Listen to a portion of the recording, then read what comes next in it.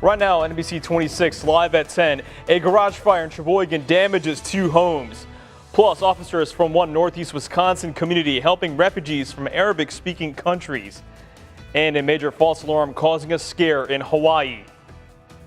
Those stories and much more, but we are under a weather alert at this time. Meteorologist Gino Recchia has a look at your first forecast. Gino.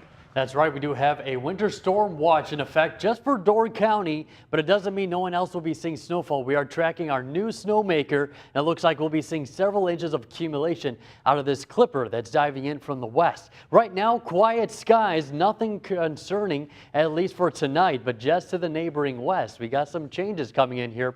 We got 2 centers of low pressure, one up in Canada, a second down towards the Central Plains. These 2 will fuse together as it moves towards Wisconsin, and that will be bringing in some accumulating snowfall as early as tomorrow evening. So in terms of what to expect, we're thinking about 3 to 4 inches widespread, and then an additional 2 to 5 inches of lake effect snowfall. That is why Door County is under that winter storm watch. More on this upcoming storm system with a full forecast ahead.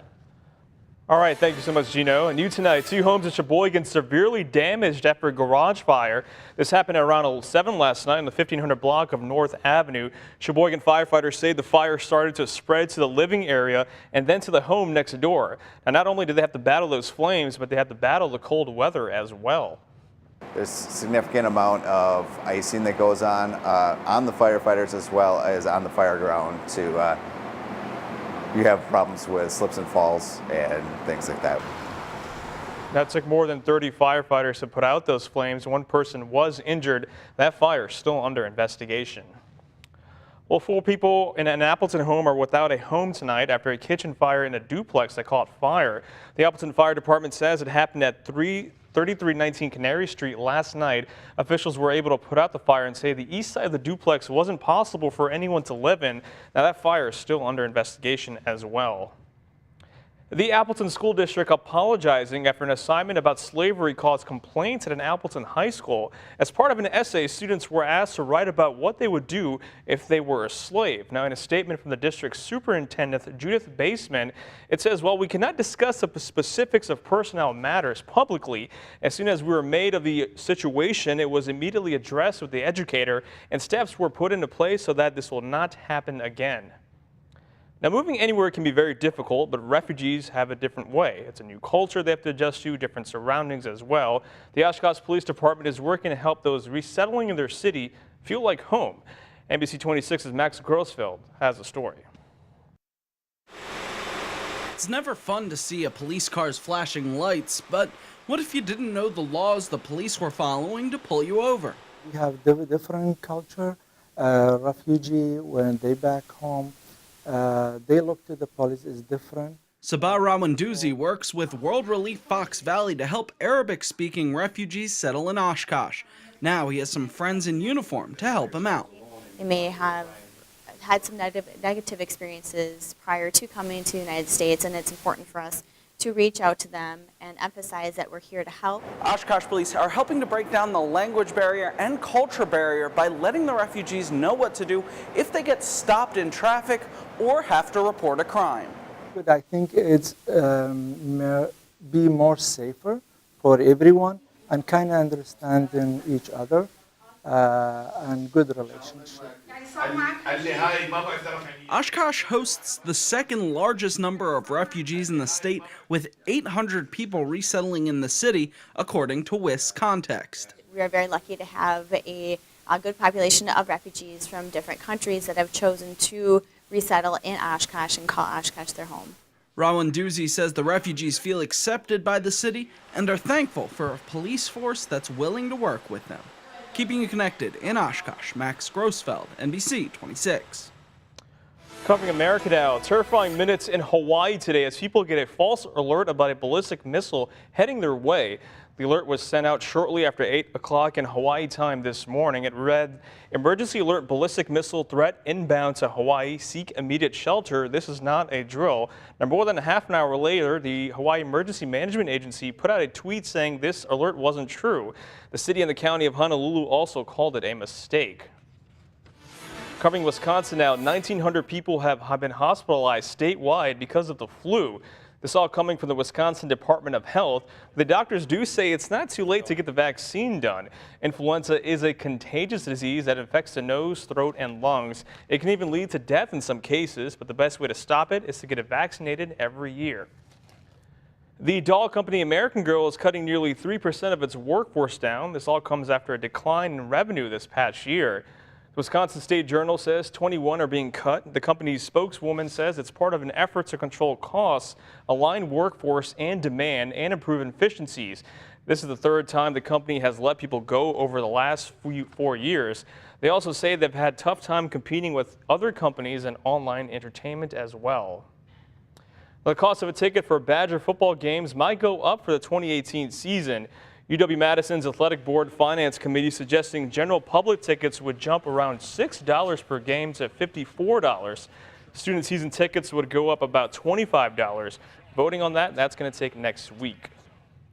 The State Assembly is set to vote on a resolution next week requiring all state reps and employees in the chamber to attend sexual harassment training. Right now, the training is offered for a few members during orientation, but it's not mandatory. A crew from WPS and We Energies are heading to Puerto Rico to help restore power on the island. A group of employees boarded a bus from Green Bay, headed over to Appleton, then over to Milwaukee's General Mitchell Airport. They'll be working for 6 weeks and more than 5,000 workers from energy companies from the U.S. We'll still ahead on NBC 26 live at 10. Students from Northeast Wisconsin battle out in a robotics competition. But first, what's the weather going to look like for the rest of the weekend? Your forecast up next.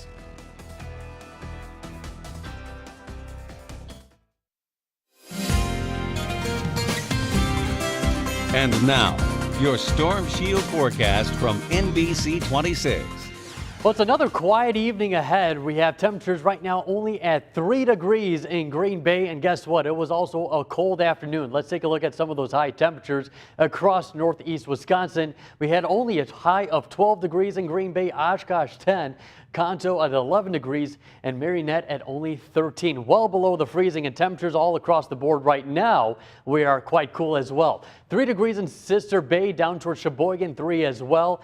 Down below 0 in Mountain, -10. And guess what? Those wind chills, they're feeling a little bit chilly as well, feeling like -10 in Oshkosh, -15 in Appleton, thanks to those winds coming in out of the west and southwest between 5 to 10 miles per hour. But the main story, the main talk about tonight is this winter storm watch for Door County.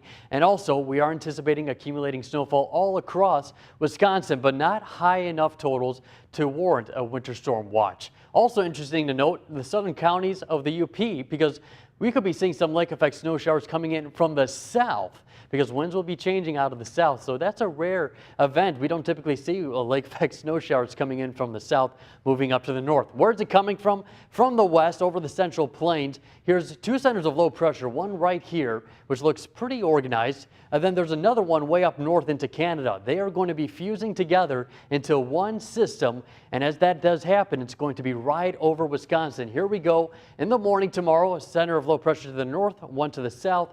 As we get closer in time, by Sunday night into Monday, they fuse together, moving right over Wisconsin. Then this storm will start to slow down and weaken just a tad as it moves into Michigan. As that does so, we'll see a continuation of snowfall into Monday morning, winds blowing away from towards the lake, and that will cause lake effect snow showers to develop.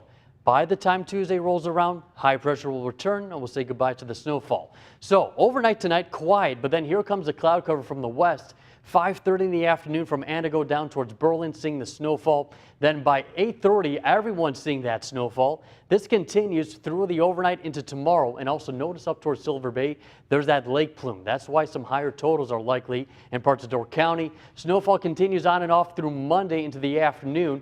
Winds change out of the northeast, and then you see these little bands of lake effect snow showers. That will cause some higher totals, and that's why I got about 5 to 9 inches from the lakeside areas from Sheboygan all the way up towards Door County, with the rest of us seeing about 3 to 5 inches of snowfall by Tuesday morning. Overnight low -3, mostly clear skies, winds out of the southwest 5 to 10. For tomorrow, high of 16, snow showers starting to develop by the late afternoon. We continue the snow on Monday and a little bit of some flurries on Tuesday. Sunshine returns on Wednesday, and then we stay quiet through Thursday and Friday before another mix of snow and rain comes here on Saturday. So a little bit of reprieve, some calm, and then more snowfall and a wintry mix on Saturday. So get the shovels, Mo. You're going to need them this weekend. You know what? I'm fine this time because we enjoyed some nice weather. We're going to ready to readjust, so to speak. That's right, and some cardio exercise. Had to. All right, thank you so much, got it. Gino. Well, still ahead, students from Northeast Wisconsin battled out in a robotics competition.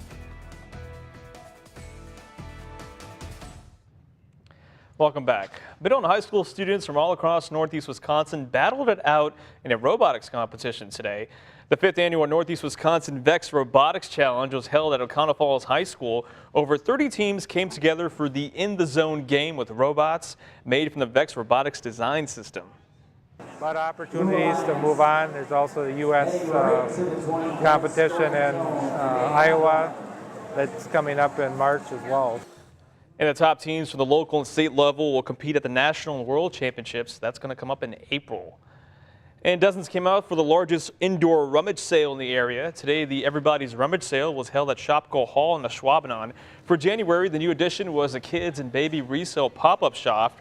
After the sale, people had the choice of taking items home they donated or just donated to St. Vincent de Paul. And hockey players from the Green Bay area hit the ice all to promote autism awareness. Players from the Green Bay Area School District Boys Varsity Hockey Program hosted the charity game earlier at the Cornerstone Community Ice Center. The money raised from the game will go towards autism awareness in the community. And also coming up in sports, the Phoenix women's basketball team wraps up its homestand. Chris Baer declares it's a sports holiday. He'll tell you about the Hockey Day and the Green Bay Day after the break.